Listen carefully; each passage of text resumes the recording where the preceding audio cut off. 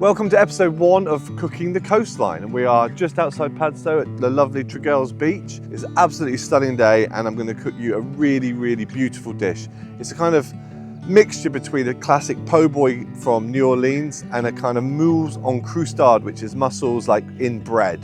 So it's a handheld mussel sandwich.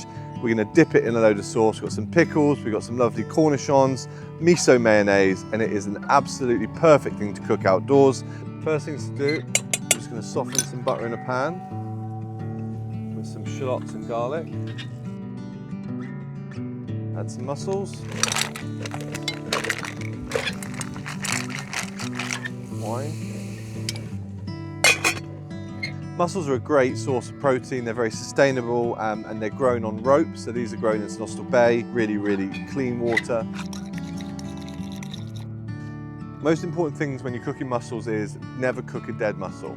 So the way you can test that is if they're slightly open, give them a little tap on the table and they'll close. If there's no movement inside, they're dead, don't cook them. But the easiest way is just before you cook them, just put them in cold, fresh water, and any ones that are still open, discard. So this liquid here is the mussel juice. I'm just going to put up a little bit more butter in there. It's still hot. I'm just going to give that a stir just to give it a nice richness.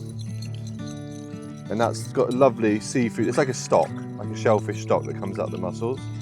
But it's also got the wine in it. So it's like a really simple sauce. And we're going to use that to dip the sandwich in. So right now these mussels are very much like a classic moules marinière in France. They've got lovely acidity from the wine, sweetness from the shallots and the garlic hit. And then once we build the rest of it, you're going to get the pickle's really important to balance out the sweetness and the acidity. And then you've got obviously the crunch coming from all the pickles and the lettuce. So it's just a lovely kind of combination sandwich. And then the miso mayo gives a lovely savouriness to it, like an umami flavour.